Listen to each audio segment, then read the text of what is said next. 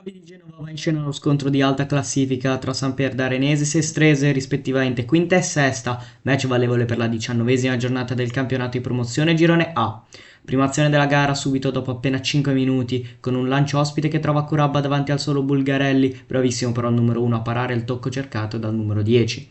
Risposta dei Lupi, con Ferrante che imbuca per la Monica, il suo tiro però è parato in uscita bassa da Marotta. Sestrese nuovamente pericolosa sugli sviluppi di un corner, l'incornata di Galluccio termina di poco sopra la traversa. Al 23esimo una bella combinazione dei padroni di casa porta Fiorucci alla conclusione, il suo tentativo però è bloccato da Marotta. Solo un minuto più tardi gli ospiti la sbloccano con Scalzi che mette in mezzo per Curabba, che è il più lesta a deviare in porta. Si tratta della 12ª marcatura stagionale per il bomber dei Verde Stellati.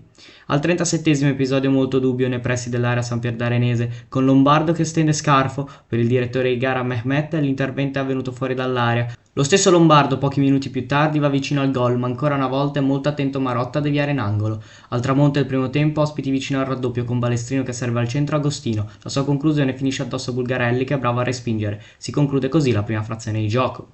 La ripresa si apre con i padroni di casa in avanti alla ricerca del pareggio, prima in seguito a un batti e ribatti in area ospite, Algeri calcia alto e male dal limite, e poi con il tentativo di Fiorucci che termina a lato e infine al 54esimo con la rete del pareggio di Bruni che sugli sviluppi di un corner gira al volo alle spalle dell'incolpevole Marotta. Si tratta del quarto centro stagionale per il difensore classe 2002 che dimostra di avere un ottimo fiuto del gol.